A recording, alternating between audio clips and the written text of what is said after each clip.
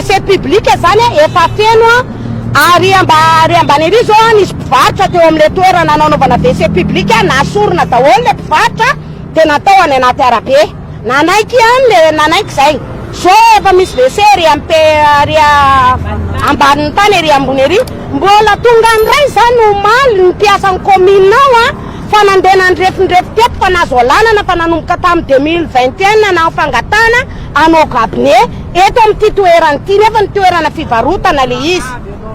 eto amin'ny esplanade tena tsy mety re tompoko ny anaovana an'ity WC ty eto amin'ity devant bibe ty tena olona tsy menatra be re tompoko raha olona de tena tsy mahatsapa tena iry tokobatina Taninarenina vao midina de lalam-bahoaka de tonga de WC publique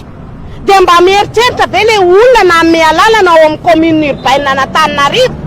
ka anala le olety manainga mpitondra fanjakana rehetrarehetra reo tompoko zay tompona andraikitra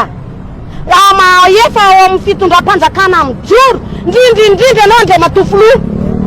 mba ianangavy anao izay hijery akaiky ny fiainana vahoaka madinika reto vahoaka madinika reto ndrindrindrindra reto mpivarotra amoron-dalana reto afaka manome vola anaovan'ny vahoaka sahirana fety koa i futur député mba ampifaliana ny vahoakany Bekily vonona i futur député Tatandraza mba hiantoka sakafo ho an'ireo sahirana ara-pivelomana ary ny olona rehetra zay te hisotro kafe na dité na koa te hihinana paraky dia manantona ny futur député Tatandraza fa vonona hiantoka an'izany izy na de isanandro aza antofany futur député Tatandraza ny fiainan'ireo zazakamboty ary angaviana ny olona sahirana ara-pivelomana rehetra izay efa tsy mahavelona ny tenany intsony mba hody hipetraka eny amin'ny futur député Tatandraza fa vonona izy hiantoka ny fiainan'ireo rehetra mandra-pahafatin'ireo